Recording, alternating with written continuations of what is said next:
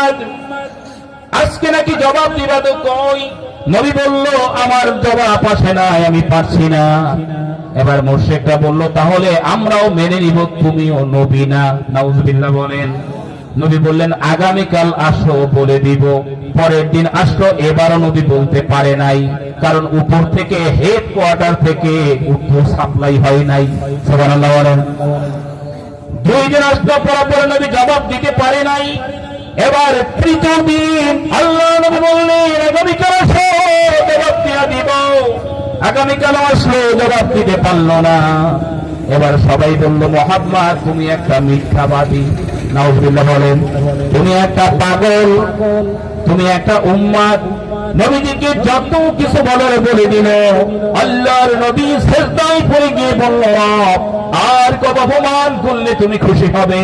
আমি মুহাম্মদ তো নিতে পারছি না, আমি কেন উত্তর দিতে পারছি না, একটু জানায় দাও। জিবরাইল আমিন এসে বলল আলা তাকুলান্না লিশাইইন ইন্নী ফাইলুন যালিকা গাদা ইল্লা আইয়াশা আল্লাহ। নবীকে বললেন নবী আগামীকাল বলবো এমন কোন কথা যখন তুমি বলবে সাথে যোগ করে দাও ইনশাআল্লাহ। যার অর্থ হলো আল্লাহ যদি চায়। কে যদি চায়? আল্লাহ যদি চায় তাহলে আপনি পারবেন, আল্লাহ না চাইলে পারবেন নাকি? আপনি জোরে বলেন পারবেন নাকি? আগামীকাল বরিশাল যাবেন, এটা বলার পরে কি বলবেন? আগামীকাল ফজরের নামাজ পড়বো, মাহফিল শেষ করে বাড়িতে যাব, আগামীকাল আমার কাজ আছে, কাজ সম্পন্ন করব। তার মানে আল্লাহ যদি তৌফিক দেয় এই ভবিষ্যতের কাজগুলো করতে পারবো, আল্লাহ তৌফিক না দিলে পারবো না। আল্লাহ নবী 3 বার বললেন আগামীকাল আসো বলে দিব, ইনশাআল্লাহ বলেন নাই। এজন্য আল্লাহর নবীকে মুশরিকদের দ্বারা কষ্ট দিয়ে আল্লাহ বুঝায় দিলেন ইনশাআল্লাহ যদি আগামীর ওয়াদার ব্যাপারে, কাজের ব্যাপারে না বলো, ওই কাজ বরকতশূন্য হয়ে যায়, আর ওই কাজ তুমি করতে পারবে না যদি আমি আল্লাহ না চাই। ঠিক না বেঠি? এজন্য যে কোনো আগামী কাজগুলো করার জন্য সাথে যোগ করে দিতে হবে ইনশাআল্লাহ। আরো যারা বলেন আগামী দিনগুলিতে আল্লাহর জমিনে আল্লাহর আইন প্রতিষ্ঠা হবে, আন্দোলনে আমরা থাকবো। আরো যারা বলেন ইনশাআল্লাহ বললে আল্লাহ সহজ করে দিবেন, কঠিন করে দিবেন না। এজন্য আগামীর যে কোনো কাজ, যে কোনো অর্ডার জন্য জুড়ে দিতে হবে ইনশাআল্লাহ। কষ্ট হচ্ছে? একটু সকলে বলেন আল্লাহু আকবার। জোরে বলেন আল্লাহু আকবার। লা ইলাহা ইল্লাল্লাহ মুহাম্মাদুর রাসূলুল্লাহ সুবহানাল্লাহ আলহামদুলিল্লাহ ওয়া লা ইলাহা ইল্লাল্লাহ আল্লাহু আকবার। তাবারক দিয়ে দিতে বলবো, পরে আবার কথা বলি নাকি? তাবারক আছে না নাই ও দেখার সময় নেই, আমরা এখন কোরআনের কথা শুনতেছি। ইনশাআল্লাহ বলুন। না দিলে রাগ করবেন? আপনারা যারা এসেছেন ইনশাআল্লাহ আপনার কোরআনের কথা শোনার জন্য এসেছেন। তাবারক ওটা পরের বিষয়, দিলে দিল না দিলে নাই, ও নিয়ে আমাদের কোনো ভাবনা নাই। আমরা কোরআন শুনতে এসেছি। 1 প্যাকেট তাবারকের দাম আর 1 ঘন্টা কোরআন শোনার দাম কি সমান? জোরে বলেন সমান। নবীজি বলেন কোন ব্যক্তি যদি 1 ঘন্টা কোরআনের কথা শুনে সে যেন 70 বছর বিরতিহীন নফল ইবাদতের সওয়াব আমলনামায় জমা করে নেয়। বিরিয়ানির প্যাকেটের দাম কত আর কি পরিমাণ সওয়াব আপনি পেয়েছেন? নবী বললেন 70 বছর বিরতিহীন ভাবে নফল ইবাদত করলে যেই সওয়াব হয় তা সেই পরিমাণ সওয়াব ওই ব্যক্তির আমলনামায় জমা হয়ে গেল যেই ব্যক্তি 1 ঘন্টা কোরআনের কথা শুনল। সুবহানাল্লাহ। কিয়ামতের ময়দানে সওয়াবের দরকার আছে না নাই? আরো জোরে বলেন আছে না নাই? কিয়ামতের ময়দানে মানুষগুলো যখন সওয়াবের অভাবে, নেকির অভাবে জাহান্নামের দিকে নিয়ে যাওয়া হবে, ধাবিত করা হবে, তখন ওই মানুষগুলির সামনে আরেকদল মানুষ হাজির হয়ে যাবে। কিয়ামতের ময়দানে এমন কিছু মানুষ আসবে যেই মানুষগুলোর একটি নেকির অভাবে জাহান্নামে যেতে হবে। ওই মানুষগুলির হাতে আল্লাহ সুবহানাহু ওয়া তাআলা হাউজে কাউসারের পানি তুলে দিবেন গ্লাসের মধ্যে। সুবহানাল্লাহ বলেন। ওই পানি তারা পান করবে না, জিহ্বাটা ঝুলে যাবে, তারপর পান করবে না। ওই লোকগুলো কিয়ামতের ময়দানে মানুষগুলিকে ডেকে ডেকে বলবে, ও দুনিয়ার মানুষ, পানির তৃষ্ণায় জিহ্বাটা নাভি পর্যন্ত যাদের ঝুলে গিয়েছে, তোমাদের জন্য এই পানি এনে দিলাম, এই পানি খাও আর তোমরা তোমাদের পানির তৃষ্ণা নিবারণ করো। এবার ওই ব্যক্তিরা যাদের জিহ্বাটা ঝুলে যাবে প্রায় নাভি পর্যন্ত, ওই লোকগুলির হাতে যখন ওই গ্লাস দেওয়া হবে, ওই লোকগুলি বলবে পানি পান করবো, কিন্তু কোনো বিনিময় আছে নাকি? ওই মানুষটা বলবে মাত্র একটা নেকি লাগবে। কয়টা? যারা বলেন কয়টা? মাত্র একটা নেকি লাগবে। এই একটা নেকি যদি তুমি দিয়ে দাও, তুমি এক গ্লাস পানি খাও, আমার কোনো আপত্তি নাই, আমি জান্নাতে যেতে পারি। ওই ব্যক্তিদের জিহ্বাটা নাভি পর্যন্ত প্রায় ঝুলে যাবে, ওই এক গ্লাস পানি ফেরত নিয়ে দিবে, বলবে না না না, আমার জিহ্বা যদি পানির তৃষ্ণায় খসেও পড়ে, আমি একটা নেকি তোমারে এখন দিতে পারবো না, পারবো না। কারণ এই সময় নেকি দিয়ে এত বড় বোকামি আমি করতে চাই না। অতএব আপনি যখন বললেন সুবহানাল্লাহ, আল্লাহ নবী বললেন একবার সুবহানাল্লাহ বললে ওই ব্যক্তির জন্য জান্নাতের মধ্যে এত বড় গাছ আল্লাহ লাগিয়ে দিবেন, যেই গাছের গোড়া দিয়ে 70 বছর যদি একটা ঘোড়া দৌড়ায়, ওই গাছের ছায়া অতিক্রম করতে পারবে না। অতএব সুবহানাল্লাহ বলার দরকার আছে না নাই? এখন জবান বন্ধ করে থাকবেন, কিয়ামতের ময়দানে ধরা খাবে, তখন কিন্তু মনে পড়বে আমার কথা। অতএব কেউ জবান বন্ধ করে থাকবেন না। ইনশাআল্লাহ আমরা সবাই জবান খুলে বলি আল্লাহু আকবার, আল্লাহু আকবার, আল্লাহু আকবার। আল্লাহ পাক আমাদের এই ডাককে কবুল করুন, সকলে বলি আমিন। তাহলে মনে আছে তো কথা? সূরা সূরা কত নম্বর আয়াত যেন? 13 নম্বর। মাশাআল্লাহ, 13 নম্বর আয়াতে আল্লাহ বলছেন যে তোমরা সবাই কি করো? আল্লাহর জমিন আল্লাহর আইন প্রতিষ্ঠা করে এর মধ্যে মত পার্থক্য তৈরি করো না। এরপর আল্লাহ বলছেন কাবুরা আলাল মুশরিকিন মা তাদউহুম ইলাই। কথাটা অত্যন্ত কঠিন, বললে যদি আপনাদের কারো কষ্ট লাগে তাহলে থাকবে এটা। আল্লাহ বলছেন কাবুরা আলাল মুশরিকিন, কিন্তু কথা হলো মুশরিকদের কাছে তোমাদের এই দাওয়াত ভালো লাগবে না, এই দাওয়াত দিলে ওদের গায়ে আগুন জ্বলবে। কার কথা? আল্লাহ বললেন আল্লাহর জমিনে আল্লাহর আইন প্রতিষ্ঠা করা লাগবে, এই দাওয়াতে যখন তুমি দিবা তখন মুশরিকের গায়ে আগুন জ্বলবে। এখন এই কথাটা ভালো করে বুঝেন, আল্লাহ বললেন মুশরিকের গায়ে আগুন জ্বলবে, মুসলমানের গায়ে আগুন জ্বলার কথা না।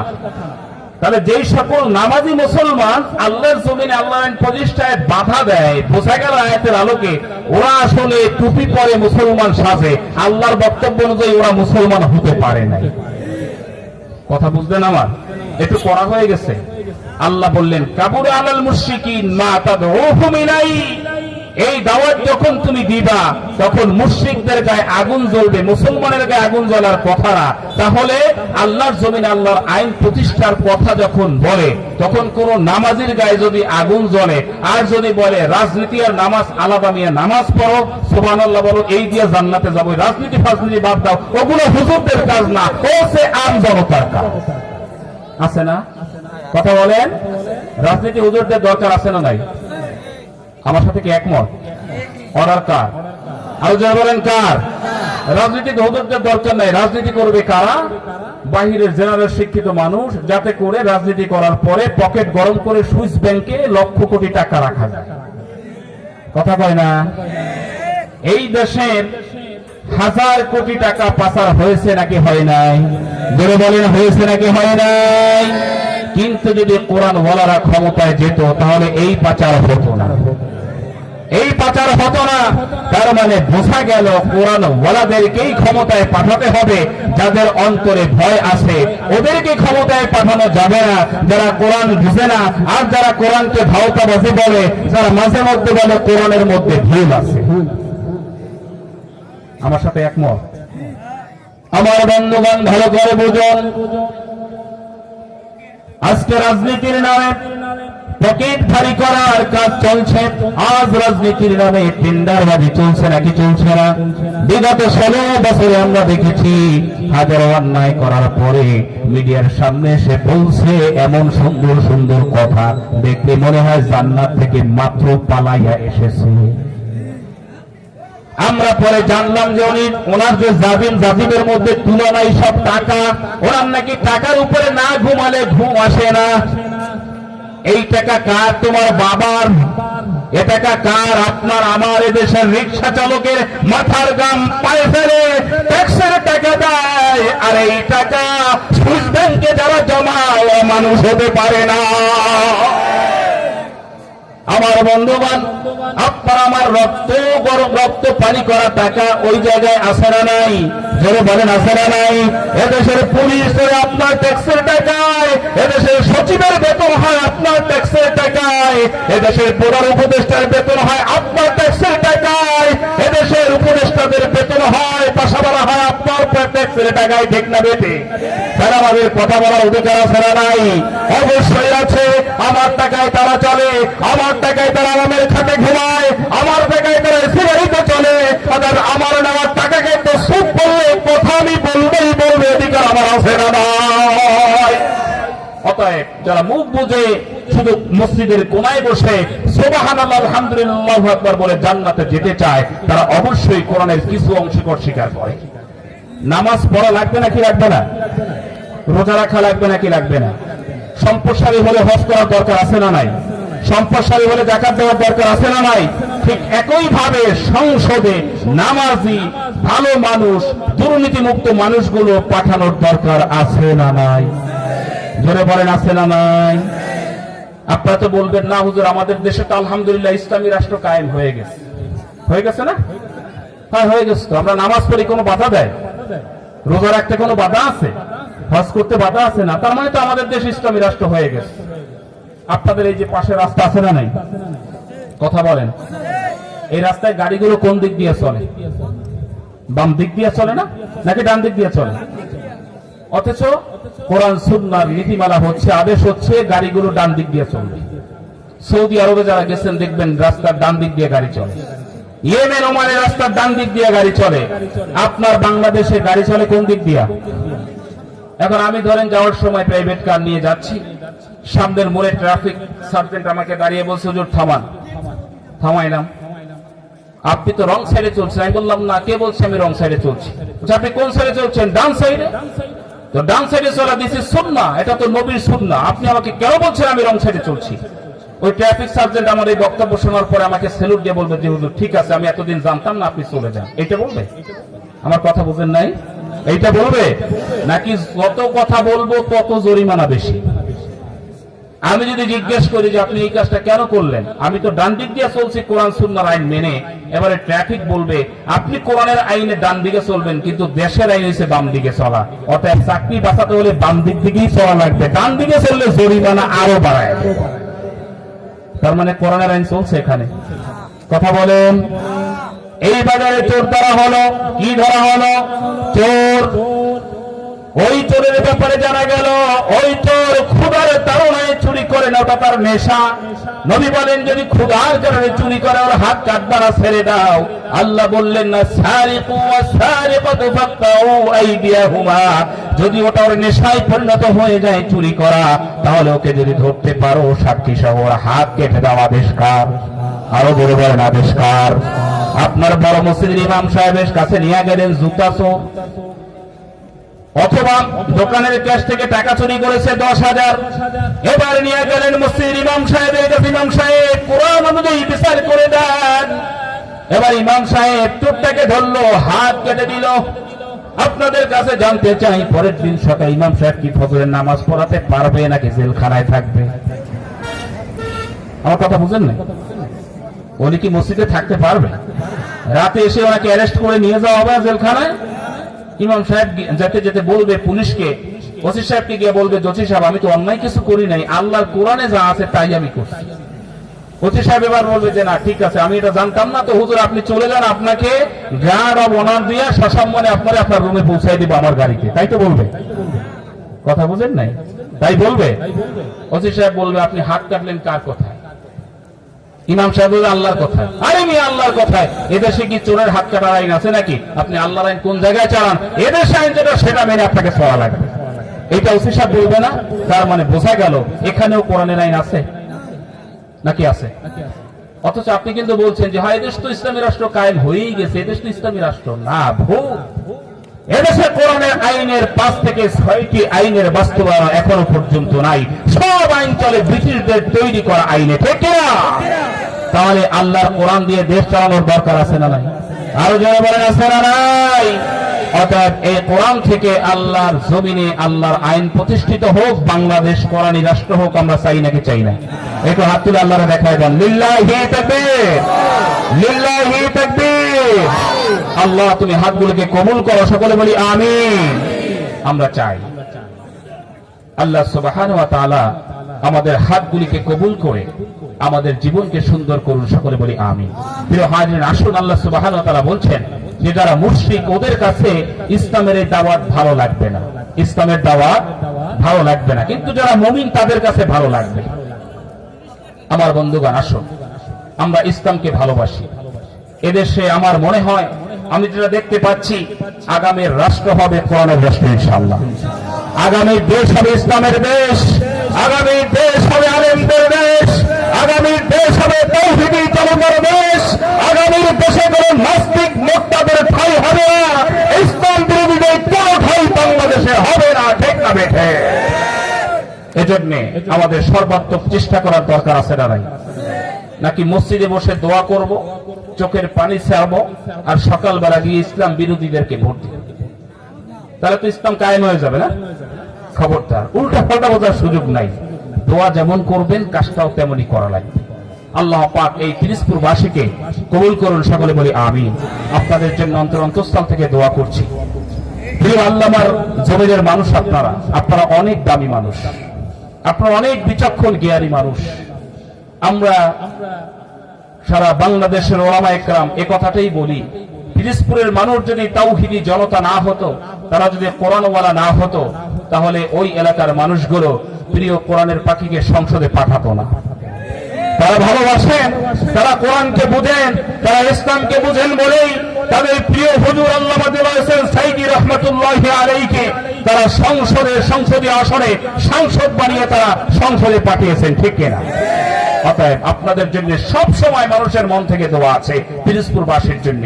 আমরা আশা করব আগামী দিনগুলোতে আপনারা ইনশাআল্লাহ এই কোরআন মেনে আল্লাহর জমিন আল্লাহর আইন প্রতিষ্ঠা আন্দোলনের সাথে সবাই থাকবেন ইনশাআল্লাহ। প্রিয় হাজিরিন, আল্লাহ সুবহানাহু ওয়া তাআলা আমাদের সকলকে ইসলামের জন্য কবুল করুন, সকলে বলি আমিন। প্রিয় নবী সাল্লাল্লাহু আলাইহি ওয়াসাল্লামের একজন সাহাবী আব্দুল্লাহ ইবনে মাসউদ, কি নাম? কষ্ট হচ্ছে আপনাদের অ্যাটিটিউড আমাকে বলছে যে হুজুর এখন তবারকের প্যাকেট দিয়ে দেন। সবাই আছেন তো আমার সাথে? সবাই আছেন তো আমার সাথে? প্রিয় হাজিরিন, নবী করিম সাল্লাল্লাহু আলাইহি ওয়াসাল্লামের একজন সাহাবী আব্দুল্লাহ ইবনে মাসউদ রাদিয়াল্লাহু তাআলা আনহু, ছোট্ট মানুষ, মাত্র 8 বছর বয়স। কয় বছর? 8 বছর।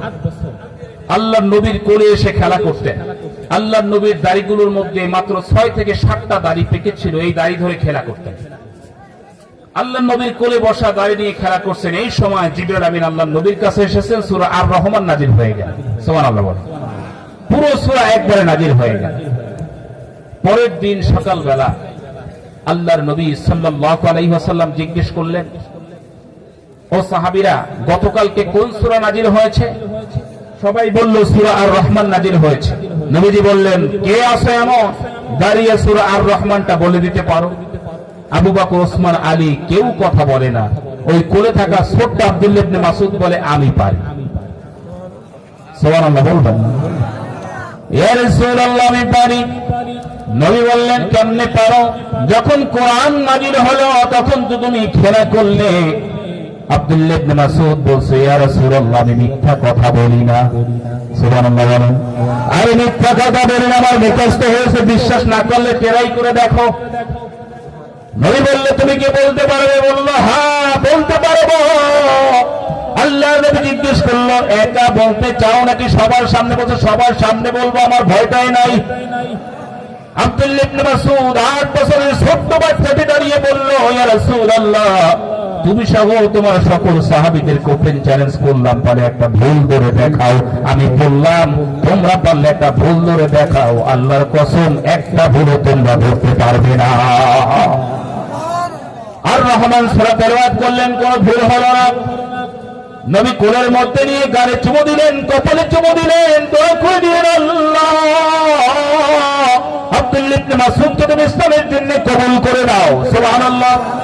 আব্দুল্লাহ ইবনে মাসউদ সূরা আর-রহমান মুখস্থ করে নিলেন, সামনে আগাচ্ছেন আর পড়ছেন আর রহমানু আল্লামাল কুরআন খালাকাল ইনসানা আল্লামাহুল বায়ান। পড়তে পড়তে সামনে চলে গেল, দেখা হলো আবু জাহেলের সাথে। কার সাথে? আবু জাহেলকে চিনেন?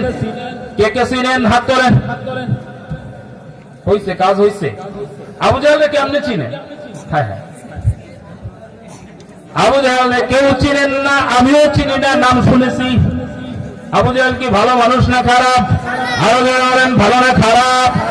আবু জাহেলের সামনে চলে গেল আব্দুল্লাহ ইবনে মাসউদ, গিয়ে বলছে রহমান আল্লামাল কুরআন খলাকাল ইনসান আল্লামাহুল বায়ান। এবার আবু জাহেল বলছে আব্দুল্লাহ ইবনে মাসউদ, তোমার মেধা বুঝি, বেরেন বুঝি মোহাম্মদ ফস করে দিছে, তুমি কি পড়ছো? বলছে আল্লাহর কালাম পড়ছে, ওটা তুমি বুঝবা না। আবু জাহেল বলছে তুমি কার কাছে যাও? মোহাম্মদের কাছে, সে তো পাগল। নাউজুবিল্লাহ বলেন। তুমি কার কাছে যাও? সে তো জাদুকর মোহাম্মদ। এবার আব্দুল্লাহ ইবনে মাসউদ বলছে খবরদার, তুমি মক্কার মেয়র হতে পারো, কিন্তু নবীকে নিয়ে বাজে কথা বললে তোমার কিন্তু কোনো ক্ষমা নাই। সুবহানাল্লাহ বলেন, তোমার ক্ষমা নাই। আব্দুল্লাহ ইবনে মাসউদকে আবার চ্যালেঞ্জ করে আবু জাহেল বলল যে মুহাম্মদের কাছে তুমি যাও, সে তো একটা পাগল। আব্দুল্লাহ ইবনে মাসউদ গুটি গুটি পায়ে সামনে গিয়ে গেল। ছোট্ট মানুষ। আবু জাহেল ছিল অনেক উঁচু, অনেক লম্বা, মাথায় লম্বা বাবরি, দেখতেও সুদর্শন। আব্দুল্লাহ ইবনে মাসউদ চিন্তা করলেন, আমি যদি ওরে মারতে যাই তাহলে আমি তো হাতে পাবো না। এবারে কাছে গিয়া বলল, কি বলছো? আর একবার বলো, আমার নবী কি বলল? পাগল। বললাম আমি এটা শুনতে পাই নাই, কানের কাছে মুখ নিয়ে বলো। যখন আব্দুল্লাহ ইবনে মাসউদের কানের কাছে মুখ নিয়ে বলছে পাগল, আব্দুল্লাহ ইবনে মাসউদ আগে থেকে হাত রেডি করে আছে, লম্বা গালের পরে থাপ্পড় দিয়ে আবু জাহেলকে জমিনে ফালায় দিল। আবু জাহেল জমিনে পড়ে গেল। মক্কার মেয়র, সাধারণ একজন মানুষ আব্দুল্লাহ ইবনে মাসউদের হাতে থাপ্পড় খেয়ে দেখুন বাজারে পড়ে গেল। উঠে দাঁড়িয়ে দেখুন লোকজন দেখছে কিনা, বাজারের মধ্যে মানুষ থাকে নাকি থাকে না। ডানে বামে তাকায় দেখলো অনেক মানুষ দেখে ফেলেছে, ইজ্জত তো সব শেষ। এবার জানায় দিল আব্দুল্লাহ ইবনে মাসউদের যেখানে পাও ধরো, হাত ভেঙে দাও, পা ভেঙে দাও, প্রয়োজনে মেরে ফেলো। আব্দুল্লাহ ইবনে মাসউদ দৌড়ে চলে গেল নবীর কাছে। কোথায়? নবীর দরবারে চলে গেল। আবু জাহেলের লোকজন আব্দুল্লাহ ইবনে মাসউদকে খুঁজে কোথাও পায় না। নবীর দরবার থেকে 2 দিন বের হয় না। কয়দিন? আরো ধরে বলেন, কয়দিন? 2 দিন বের হয় না। নবীর পাশে পাশে ঘুরে, মনটা খারাপ। নবী জিজ্ঞেস করলাম,